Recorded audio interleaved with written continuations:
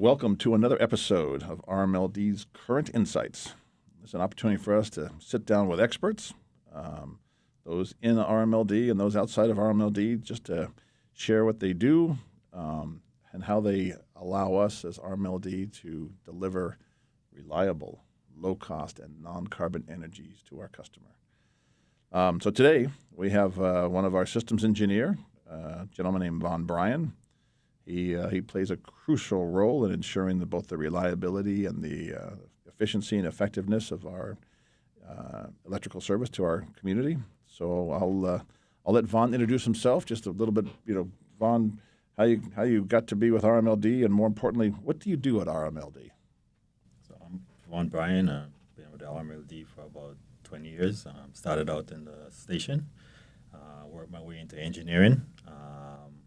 Currently, I cover anywhere from transformer purchases, power factor corrections, work with residential, commercial customers, anywhere from a small 200 amp service all the way up to a 4,000 amp service. 4,000 amps, man, that's big. So the larger, the 4,000, 2,000, 4,000 amp services.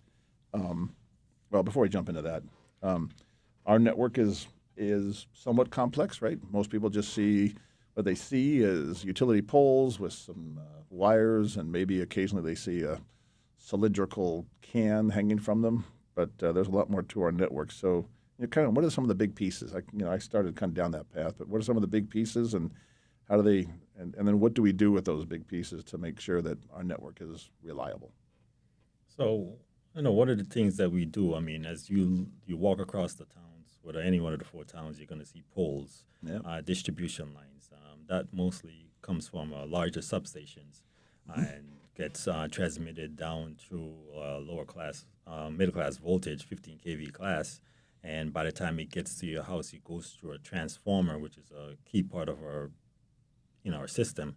And you see it back at your house, probably at a 120, 240 volt.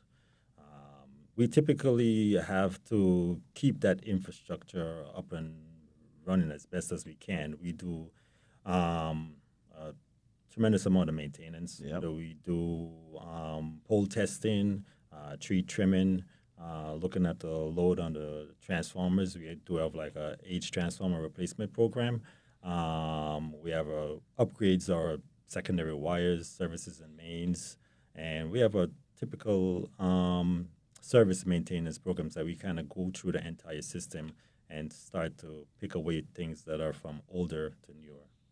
So that's, what you talked about, Vaughan, are things we do right now to our existing network, right, to maintain the current load. And, one of the things that we've been talking about on earlier episodes, and we are communicating through our newsletters, et cetera, that Julie's been deeply involved with, and the webinars, et cetera, is electrification is driving, higher load. Electrification from additional EVs, additional businesses, additional industrial load, air source heat pump transition.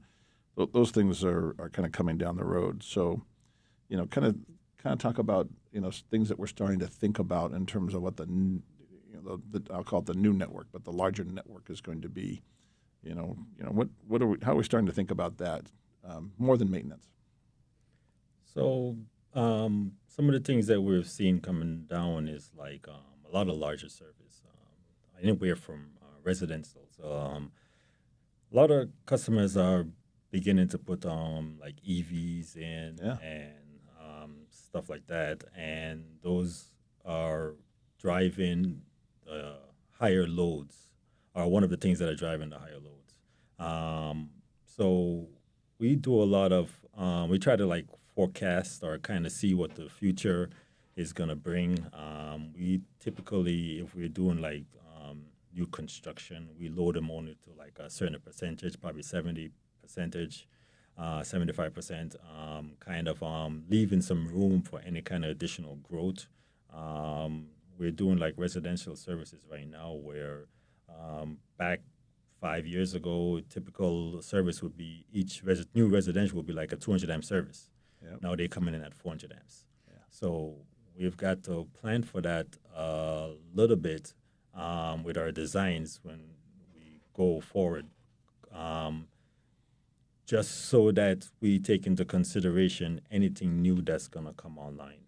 And what, as you think about that, Vaughan, what's the time horizon? Like, somebody asks for a 200 to 400 amp service. You'll do the analysis and make estimates in terms of how to supply it. But you guys, your time horizon is more than just tomorrow, right? So how, when you think about transformers and poles and wires, how far out do you guys look? So right now, everything we typically do, like it's kind of like in a 5-year cycle. Yeah. Okay. So we have to kind of work with like the other teams. Like we have our IRD department that kind of focus on what the potential load's going to be. And they'll go out 10, 20, they go out to 2050 with their forecast. That's correct. But, our system right now is kind of designed to take a robust amount of load right now because our typical construction right now on a 50 kVA transformers, we usually have 4 or 5 houses, and now we're seeing that we have to put up like a 75 kVA transformer, or we have to take that 50 kVA and sort of split it up if we get the additional load. So the work that you guys do from an engineering perspective, you're already designing and anticipating load growth, right? You take input from the meter data, you take input from IRD forecast. I mean, you look at a lot of data to say, where are we going? I know from the hockey expression, right, where's the puck going to be, right? So that's kind of how you guys thinking about what's coming down the road, not just today, but future. Right. Plus, we also have, we have a transformer like load management system. Yeah, okay. Kind of, collects meter data and it shows you how the load's growing over a certain period of time. We also use it as a maintenance program. Yeah. So we can actually see when a transformer is potentially about to fail, and we can replace that transformer or split it up into 2 different transformers just to minimize the max load on each transformer. So your transformer load management platform is preventive maintenance as well as, so you're trying to anticipate before something happens. I mean, obviously, if there's an outage, right, our crew is very responsive. You, from the engineering perspective, have worked very closely with the line crews that are in the field as well. You guys are in the field on a regular basis. But it sounds like you use a lot of data analytics and all driven from meter data to basically, what's coming down the road, and let's make sure we load the transformers properly. Yeah, that's correct. Meter data is important, That's what we kind of take, not just during like a response during like an outage. If you got an outage with a line department, something might have been, overloaded at the time, but the meter data will show that information if that's actually the case or it's just something that, probably faulted because of a faulted equipment or something like that. So you said that you have that your software will tell you when a transformer is about to fail. Like, I guess, what are the warning signs? Like, does it flicker? Is it not? Yeah, it's all about loading. So if your transformer is loaded at 200% over a certain period of time, you're actually decreasing the life of the equipment. If you load it at 75% for a longer period of time, you kind of can extend the life of the equipment. So kind of like battery charging with like going to 80%, right? Same kind of. Just for the life of it, yeah. So basically, we look at the data and we know that, we'll budget for a certain amount of transformers to be replaced per year. Mm-hmm. And we'll look at the data. We do have some older transformers, but, if the transformer is older but it's only loaded at 20%, a newer one loaded at 200% might take more consideration to be replaced right now than the older one. So loading's a critical factor, going back to Julie's point. That's correct. And that's why you look at the data. Yep. So we try and be as proactive as we can, but there are situations where, hey, it's failed outside of it. And it sounds like, Vaughan, just talk a little bit, just really briefly, when there's an outage, you guys don't just say go replace the transformer. You got to do some analysis to figure out why it happened. Correct?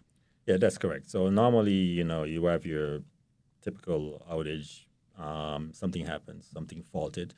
Not necessarily mean that the transformer is overloaded. Could be a squirrel, could be a tree, squirrel, could be a lightning strike. Tree, could be a connector, could be something else. Okay. Yeah.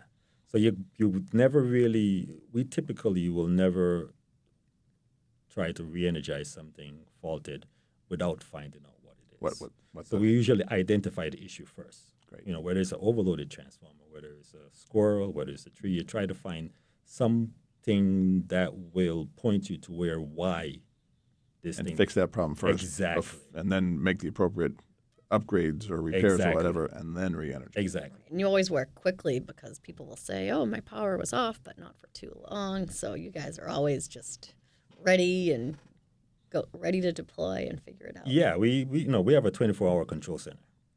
Good. Yeah, go ahead, talk about that. Yeah. People will call in. We have a standby line crew and engineering that will back them up. So you guys, the group of you guys, are always on call too, right? Or we're always available to take calls. You know, if the line department needs help. Yeah. So and our response time as engineers to our issue is usually pretty quicker because, we go right to the problem, try to identify, and then the line crews will come out and try to isolate and restore. So I've been in the control room. It's fascinating how quickly you guys work. Hey, Vaughan, kind of shifting gears a little bit. We talk about the transition to more non-carbon, more renewable energy sources, and so we're integrating solar, for example, and storage, for example, and looking at other technologies for in-territory generation. But just maybe talk about how from an engineering perspective you're thinking about adding these additional assets within our territory, whether it's storage systems. We've got a couple of storage projects coming up, and we're trying to work on a couple of storage projects coming up. But from your perspective, from an engineering perspective, what kind of things do you guys think about? Well, one of the key things is how it will affect the existing infrastructure. Right. You put a storage device on, it's another source. Right. You put a solar device on, it's still another source. All those sources got to tie into the existing source from our substations all the way in, and we have to make sure that that connection doesn't affect the existing infrastructure. Now, having your battery and your solar, we are going to potentially need those. But from an engineering standpoint, it's more of the interconnectivity and, if you have a problem, because you have one source, you have a fault, that's easy to identify. Right, but that's your source, so you're a fault current. Yeah. Now you have multiple sources. Now you have fault current coming from 1 or 2, 3 different directions. And It's become much more complicated very quickly. Exactly. Yeah. And I think, in some of the other episodes we talk about, bidirectional, right? That it used to be it came from one central source and flowed to the building. Right. But now there's situations where there's solar on the building, there's storage on the building, or there might be backup generation of another form on tied to the building. Right. And you guys look at it from a safety, from a reliability perspective, but also a safety perspective. That's correct. And just briefly, you mentioned before you re-energize anything, you look for the fault, but just a sentence or two in terms of the importance of safety for the customers and safety for the network and safety for the line crews and everybody else involved. Just how do we think about safety at RMLD? Big picture. We think of safety, tremendously because, it's personnel that you're dealing with and your families. So normally if, anything happened on the system, for instance, you talk about the solar, on residentials, those, if you have a solar device on and the power is out, those are typically automatically turned off. Mm-hmm. But if for some reason that device is not turned off and it's feeding back into the grid where the guys, just like how a transformer step downs from high voltage to low voltage, you have a solar device that comes in, it will take that low voltage and create high voltage on the other side. Right. And if the guys are working on the line right near, they need to be protected. So that's why electricity can be dangerous. Right. That's right. So that's why sometimes we require those disconnects so we can isolate. Yeah. Or the fire department requires them. Right. And we are part of, right, so we're the electric utility, but we work very closely with the fire department. We work very closely with the police department, right? And in storm situations with the DPW departments in all 4 towns that we support, right? Wilmington and North Reading and Reading and Linfield Center. So that's important. So kind of thinking about those outages and storm responses, you and the engineering team have a critical role in that. So just talk a little bit about, when we do have outages or when we are responding to a storm, like what's your role as engineers in the whole process? know you guys are critical, but our viewers, people listening to this podcast don't know. So talk about that just a little bit. Yeah, like in a storm situation, outage situation, you usually have at least a couple of engineers. You also usually have an engineer inside the control center. Yep. And you have an engineer in the field. Engineer in the field will review or oversee what's going on physically in the field that you can see. Yep. The engineer in the control center usually have a larger scale map, and they can identify, switch, rearrange stuff. Along will coordinate that with the engineer in the field. Yeah. Because a lot of times these are quick decisions that you have to be making. And having two people there kind of and the quick decisions, because we're trying to, back to Julie's point, we want to restore quickly. But safely. Yeah. We want to minimize outages, but when they happen, right, particularly during storms, right, we want to be as fast as we possibly can. That's correct. And it sounds like what you're mentioning is, there's the field. So we have the line crews in the field, right? They're up in the buckets, right? They're doing the hands-on work. But, the engineers, you guys design the network, right? I mean, you have additional support, et cetera, but you guys know the network intimately well.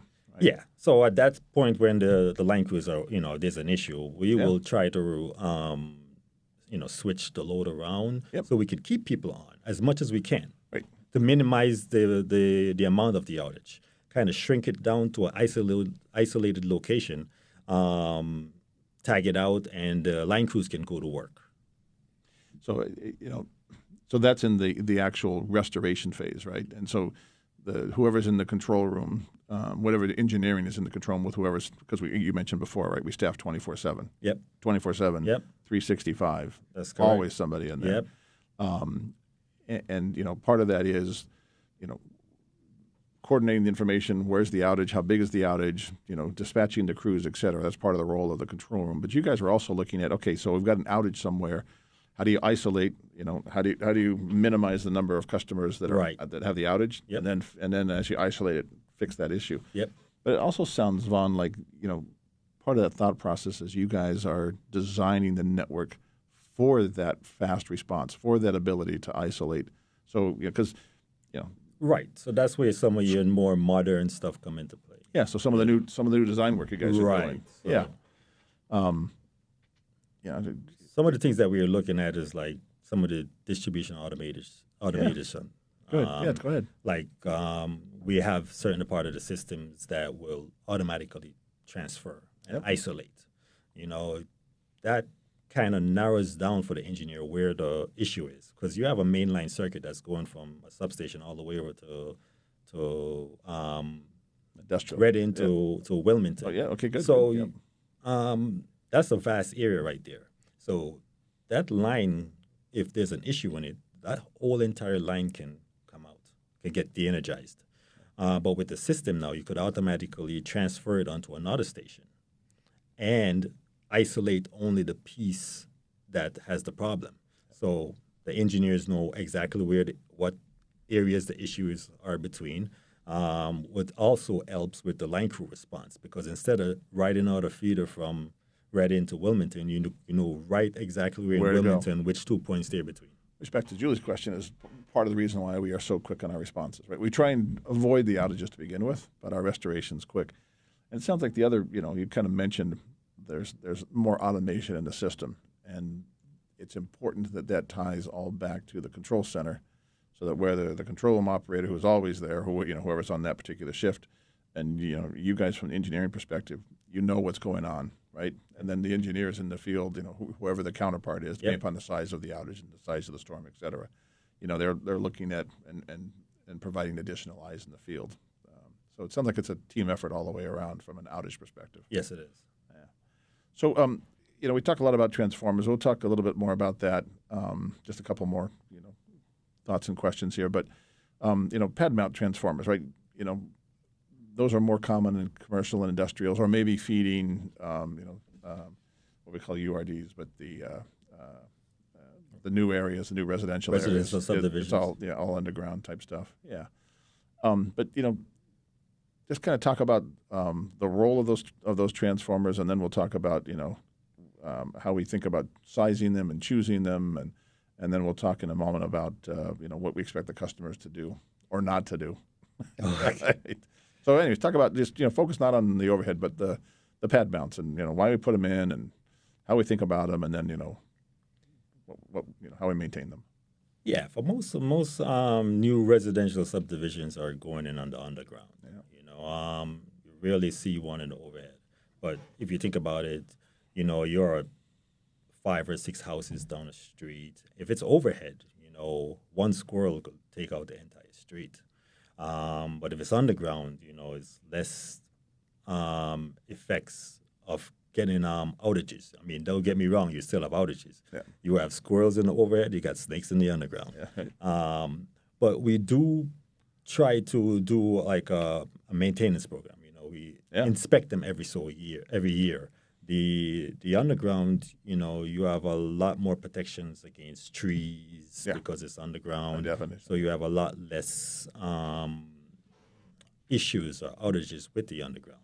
And then our undergrounds are typically loop fed. So the problem with the underground is that if you lose something, then it's a longer time to repair. But with it being from a loop, we can isolate one area, keep everybody going, and make our repairs as needed with the power still on. That goes back to how you design it to begin with. Exactly. Right? And as you mentioned earlier, some of the additional automation in the system. So it's good. You guys are constantly trying to figure out, the core mission of RMLD is reliable, low-cost, non-carbon energy. And, it sounds like you guys, besides restoration, as Julie had mentioned, but, we design the network for reliability up front. We're gonna wrap this up in a moment here before we get to our customer question. But the other, just talk a little bit. You mentioned routine maintenance, right? And so, just how you think about routine maintenance and scheduled, to minimize service disruptions and any scheduled outages. Just a little bit of conversation in terms of how we think about that from a customer perspective and from a network reliability perspective. That's probably the last question that I'll ask you. So some of the maintenance, like if we have to do maintenance, and we try to do it while everything is energized. Yeah. We try to do a lot of it while it's energized. Now, to minimize any customer, exactly. We want the customer to always have power. That's to the correct. extent possible. Yes. Keep going. But at some point, you might need to take an outage. What we typically do, like for our residential customers, we try to minimize the effects on them. So we try to take the outage somewhere between 9 and 1. And that thought process is that people will be off to work and kids will be off to school. Yep. And it's daylight. Then it's daylight, typically. And people will be back home. The kids will be home, after 1 o'clock. Now, we have run into some issues with people working from home. Yep. But we try to minimize. Yeah. For commercial customers, we try to minimize their downtime as well. You will coordinate with the customers. Maybe they're shut down on a Friday or a Monday or whatever. But for the most commercial customers, they run 9 to 5. Yeah. So we'll typically take our outages if they have to, and we'll do those outages off hours. Yeah. So, and again, our goal is to minimize the impact on the customers and their business. Right? That's right. And you typically give advance notice as well. Right. So prepare. We'll give the regional customers, we'll notify them with either pamphlets or a phone call, and those are usually 3 days ahead. So they'll be notified. Vaughan, thanks. This has been very, very helpful. It's fascinating, all the things that happen behind the scenes from an engineering perspective to design the network for reliability, and then, things break, right? Yep. Trees fall on lines. That's our number one. We call animal, right? I think internally we call them rodents, but anyways, animal is another piece. The equipment actually is well maintained, so equipment failures is a low probability. But anyways, it was good to learn more about how you guys help us maintain the network. Hey, Julie, I'm going to throw it over to you for the customer question. Yes, this is a common question. So this was sent anonymously. So just a reminder, if you send us a question at podcast@rmld.com, we will ask it on the air. And we'd love for you to give your name so we can give you the proper shout out. So, Anonymous listener, thank you for the question. So, winter is coming, as we know. So, this question is about heat pumps and how they work in the winter.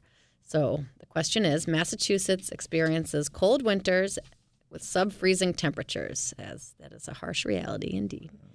How do heat pumps, especially air source heat pumps, perform effectively in such extreme winter conditions, and what considerations or adaptations are necessary to ensure their reliable operation and efficiency throughout the winter months in this region? That's a great question. A couple of things to keep in the background, right? There's the drive toward electrification that was established by the 2021 climate bill that applies to Massachusetts overall, including all of our customers in the RMLD territory.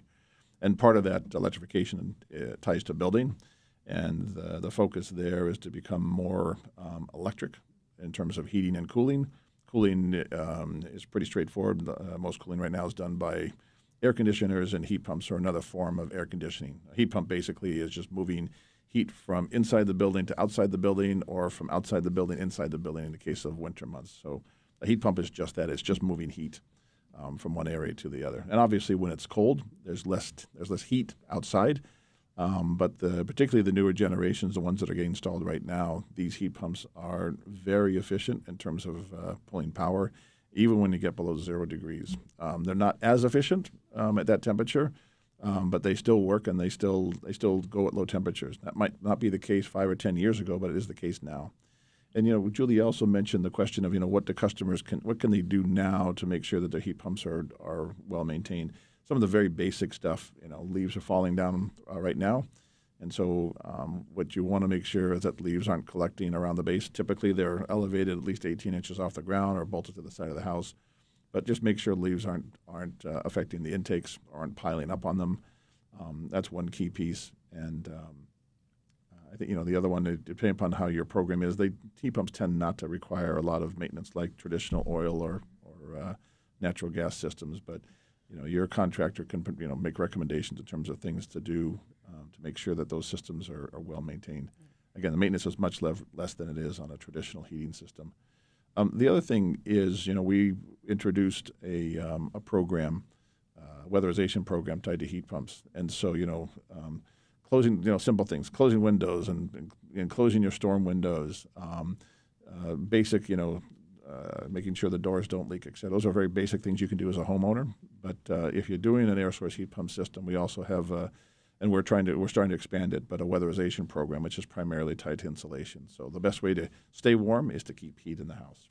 And don't they also operate more efficiently if they stay on one temperature? So you shouldn't. Yep. They like not to cycle. So set it and forget it. Right? If you like whatever 68 degrees in the wintertime or 73 degrees in the summertime, but set it and forget it is typically the best way to run air source heat pumps. We do have. For those listening, we have several sessions of our webinars where they can learn more about air source heat pumps. There's a lot, and not just from us. There's a lot of good information on air source heat pumps. They do work, and they work better in cold and colder air, and that's a great question from one of our customers. So keep those questions coming. Super. So I'm going to wrap up. Again, thank you, Julie, for helping us pull this together each week. Vaughan, thank you for being our expert host, not expert host, but our expert guest today.